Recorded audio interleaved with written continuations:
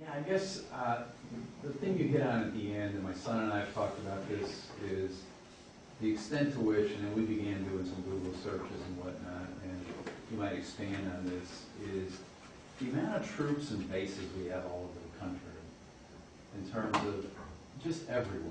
And you take the example, I mean, given how Europe has, at least over the last 8 years, has certainly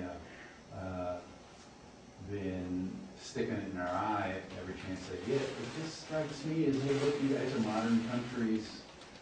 You know, you need to provide for your own defense. We don't need to be over here. Sure, if something happens, we'll come to help you. But for us to permanently station people, it's just ridiculous. When it's getting to be a long time, too. I mean, they've been in Germany since the war. Yeah. So, I mean, we're now 60 years in Germany, 60 years in Japan, 50 years in Korea. Yeah. And, but some of it, we have to decide how we react and how we want to have our foreign policy portrayed. When my dad stood up to Giuliani and said that our foreign policy causes some of what we got on 9/11, he didn't say that it justifies what those people did to us, but we have to understand that there is blowback from our foreign policy. For example, we have to ask ourselves, who needs to be part of NATO? What does NATO need to be at this point? One of the big things the neocons, the people in the Republican Party sort of on the other side from where I come from, is they want Georgia to be part of NATO. Well, Georgia sits right on the border of Russia. Do you think that might be provocative to put them in NATO? NATO's treaty actually says that if they're attacked, we will defend them. So if the treaty means something, that means all of a sudden we're at war with Russia. If Georgia would have become, Bush wanted Georgia to become part of NATO. Had they been part of NATO, we'd be at war with Russia right now. That's kind of a scary thing. We have to decide whether putting missiles in Poland is going to provoke the Russians. Maybe not to war, but whether it's worth provoking them or whether we have the money to do it. Bottom line is we have the money, but we have 750 military bases, a lot of them in fairly stable parts of the world. But then we have to decide, like North Korea, where typically Republicans are all, even in Obama's early bellicose against North Korea. North Korea can't feed their people. Every couple of years they go into a virtual starvation. They build a few missiles. This missile fell in the ocean. They have no way to feed their people, much less attack anyone. Does that mean we don't need to have defenses? No, we should have defenses against them. But we also don't need to. I mean, Newt Gingrich proposed bombing the missile site before they did a test. A test of their missile that wasn't even successful. I think every one of their missiles they've sent off in the last 3 years have been unsuccessful, and they have been virtually starving. But you know what we usually do? We play this cat and mouse with them. We go to them. We offer them money. We'll say, "All right, if you'll quit work on your nuclear reactor, which isn't working anyway, but if you'll quit working on it, we'll give you enough food to last 6 months." You know, and we've done that repeatedly. But we do have to address it, and it is something that a lot of Republicans don't agree on. I mean, maybe many here, and I don't mind hearing it if you disagree. I just think we have to address it if we are fiscal conservatives. If we don't care about the budget, there are Republicans who say deficits don't matter. Jack Kemp was sort of a deficits don't matter kind of Republican, and there have been others.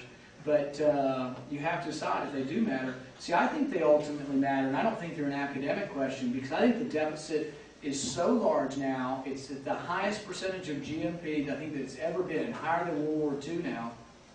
The way we pay for the deficit is one of 3 ways. But we don't pay with taxes because then it wouldn't be a deficit. If we pay for taxes in a balanced budget, that's not a deficit. So we pay for it through either borrowing or monetizing the debt. We borrowed a lot from the Chinese. We borrowed a lot from many different countries.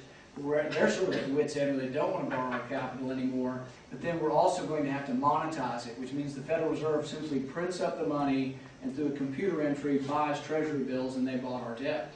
The problem is that if you print up too much money, the money existing becomes worth less.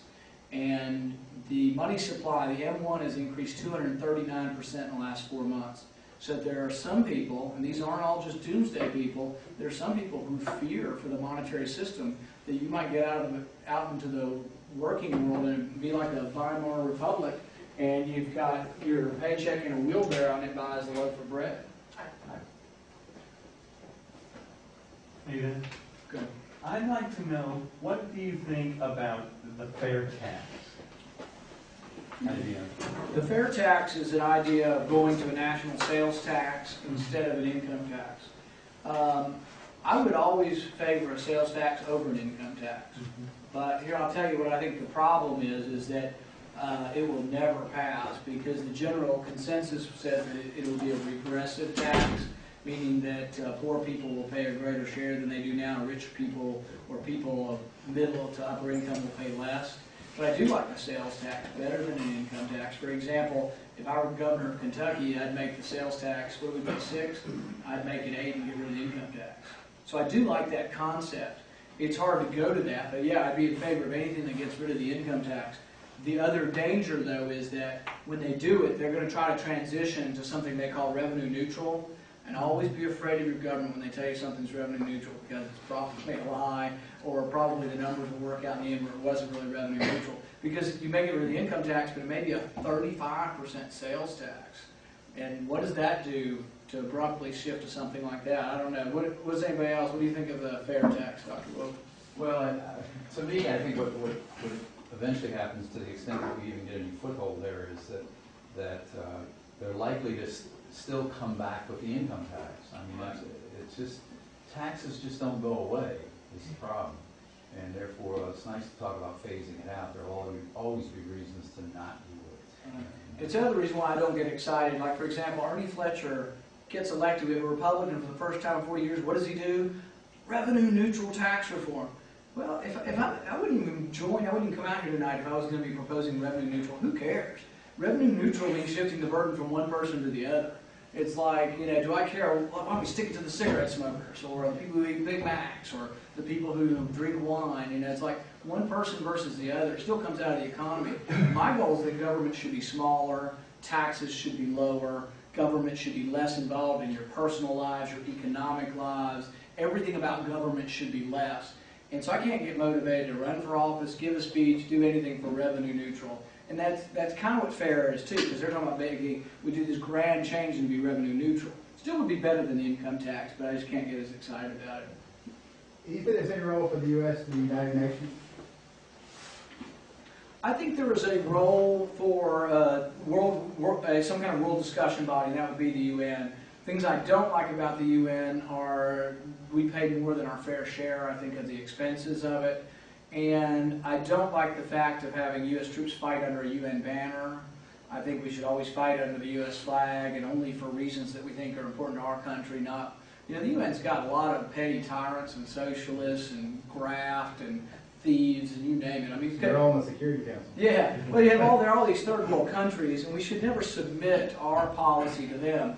The UN also will pass stuff like that they think banning guns is a good idea, or they'll pass stuff saying like that our taxes are too low and we need to have some worldwide internet tax. So they're always come up with crazy notions I don't agree with. But at the same time, do I believe we should have a body to discuss things, and that negotiation is a good way to avoid war? Yeah, I think negotiation and trade are good ways to avoid war.